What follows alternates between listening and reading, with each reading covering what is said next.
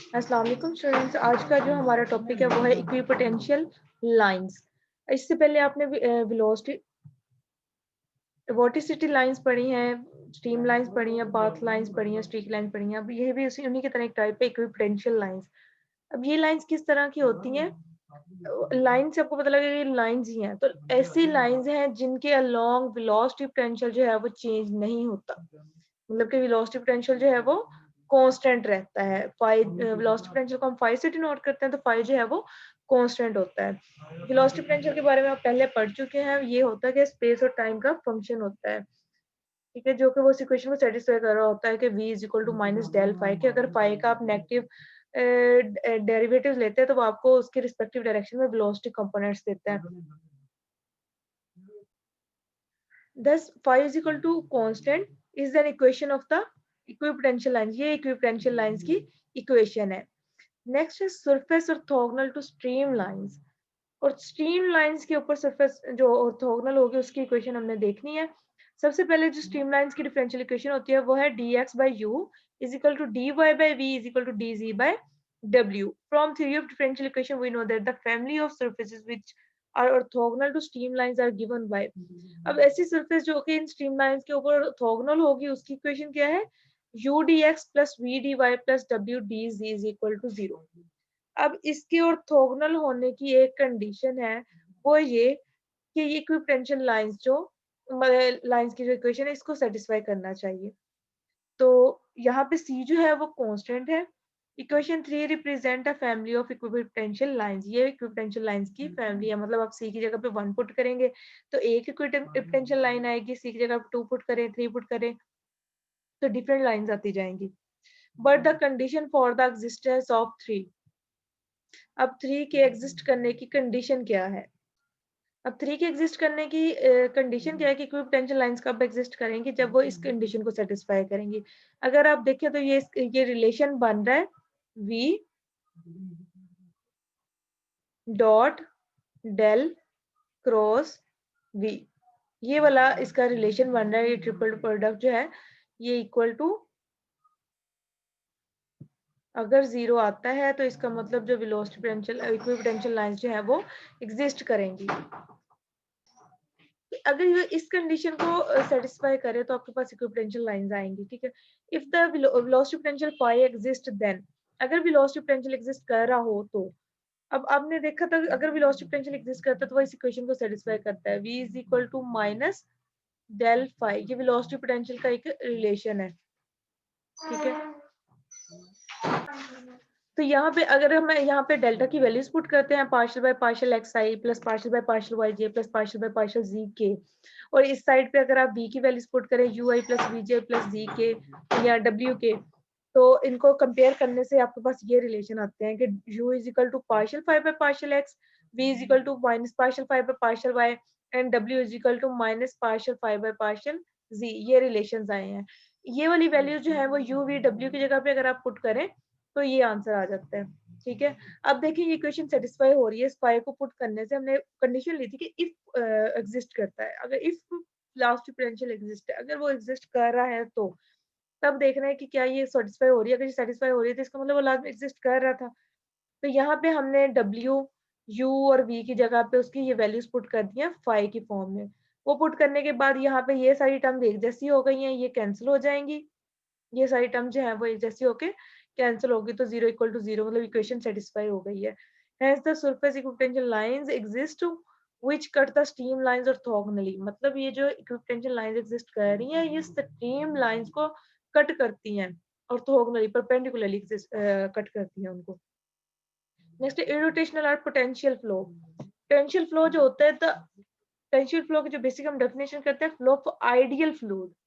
Ideal fluid मतलब जो कि नॉन विस्कस होता है, ठीक है। Non compressible non viscous fluid जो होता है उसको हम आइडियल फ्लूइड बोलते हैं। उस फ्लूइड के जो फ्लो है उसको बोलेंगे पोटेंशियल फ्लो, या हम इरोटेशनल फ्लो को भी बोलते हैं potential flow. For irrotational motion के लिए ये रिलेशन सेटिस्फाई होता है कि del cross v is equal to 0। कहीं पे भी अगर किसी भी फ्लूइड के लिए ये रिलेशन सेटिस्फाई हो रहा है तो इसका मतलब फ्लो जो है वो इरोटेशनल है। अब इसकी ये पीछे हमने पिछले टॉपिक पिछले लेक्चर में हमने पढ़ा था। इसके लिए नेसेसरी एंड सफिशिएंट कंडीशन क्या है कि जो v है वो इक्वल हो माइनस डेल फाई के, और जो फाई है वो यहाँ पे वेलोसिटी पोटेंशियल है, ठीक है। अब v की जगह पे अगर आप डेल फाई पुट कर दें तो ये आ जाएगा del cross del phi, where phi is called the velocity potential equation when satisfied with the value of v given in equation 2 because of vector identity del cross del phi equal to 0. Because of existence of this velocity potential, the irrotational flow is often called the potential flow. इसी का दूसरा नाम है. Next equation for incompressible irrotational flow. अब incompressible flow के लिए आपने equation of continuity पढ़ी हुई है, वो क्या होती है, del dot v is equal to 0, ठीक है। ये है equation of continuity for incompressible fluids. लेकिन इरोटेशनल फ्लो के लिए क्या होता है कि v is equal to minus del phi, मतलब एक इरोटेशनल फ्लो के लिए वो कंडीशन है ना कि del cross v is equal to 0 होना चाहिए, और उसी की नेसेसरी एंड सफिशिएंट कंडीशन है कि अगर वो del cross v is equal to 0 है then v is equal to minus del phi होगा। तो वहां से लिखा है कि इरोटेशनल फ्लो के लिए v is equal to minus del phi होता है। देयरफॉर इस इक्वेशन को आप ये इक्वेशन नंबर 3 में पुट कर दें तो ये बन जाएगा del dot minus del phi is equal to 0, minus उस साइड पे जाके ये 0 ही हो जाएगा, del square phi is equal to 0। और ये वाली जो इक्वेशन है ये है लैप्लास की इक्वेशन। इसको हम कार्टेशियन कोऑर्डिनेट्स में लिखते हैं partial square phi by partial x square plus partial square phi by partial y square plus partial square phi by partial z square is equal to 0। अब अगर आप इक्वेशन ऑफ कंटिन्यूटी को देखें, वहां पे तीन अननोन कंपोनेंट्स आते हैं u v w। ये वाली जो इनकम्प्रेसिबल फ्लूइड्स की इक्वेशन है, यहाँ पे v की अगर आप वैल्यू पुट करें कार्टेशियन कोऑर्डिनेट्स में तो ये u v w three unknowns में आती है। लेकिन यहाँ पे देखिए जब हम वेलोसिटी पोटेंशियल की वैल्यू लगा देते हैं तो वो आ जाती है phi square partial square phi by partial x square and so on.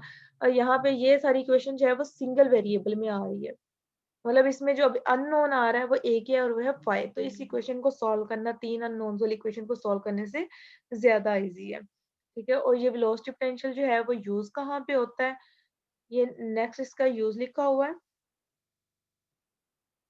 The use of velocity potential to describe the fluid flow in popular technique and is currently used to describe the behavior of airplane। मतलब जो velocity potential है वो कहाँ कहाँ पे use होता है, airplane के बिहेवियर को देखने के लिए, boats and automobiles moving through their respective fluids। Fluids में एयरप्लेन मूव कर रहे हैं, बोट्स मूव कर रही हैं, ऑटोमोबाइल्स किस तरह से मूव कर रही हैं, इन सबको देखने के लिए हम वेलोसिटी पोटेंशियल का यूज करते हैं। Polar form of the equation, polar coordinates मतलब आर थीटा में जो इनके होते हैं वो उसमें इसकी वेलोसिटी पोटेंशियल ये क्या इक्वेशन होगी, ठीक है। In cylindrical polar coordinates r theta z equation 5 takes the form. अब इक्वेशन 5 कौन सी है, ये वाली लेप्लास इक्वेशन वाली, ठीक है।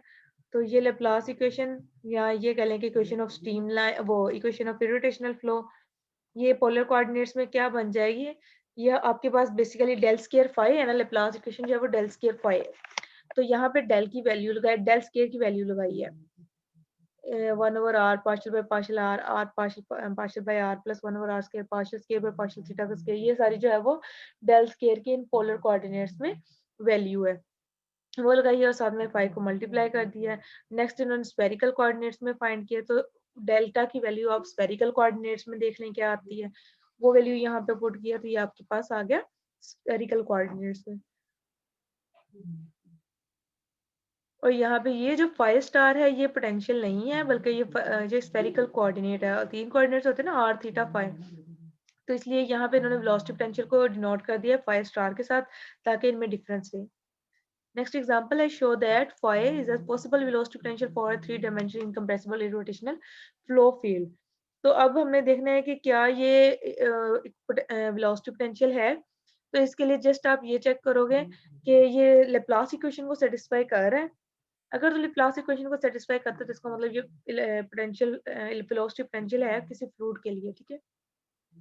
लेप्लास इक्वेशन लगाई, ये लेप्लास इक्वेशन आ गई del square phi is equal to partial square phi by partial x square plus partial square phi by partial y square plus partial square phi by partial z square equal to 0। यहाँ पे phi की values put कर दें, phi की values put करने के बाद देखिए क्या ये आंसर इसका 0 आ रहा है, तो यहाँ पे देखिए 6xt आ गया partial square phi by partial x का, और दूसरे y वाले का आ गया 4t, और इसका आ गया -6tx -4t। जब इस पूरी को आप क्वेश्चन नंबर 1 में पुट करेंगे तो इसका आंसर जो है वो 0 आ जाता है। इसका मतलब वो सेटिस्फाई कर रही है लेप्लास इक्वेशन, तो ये पॉसिबल वेलोसिटी पोटेंशियल है।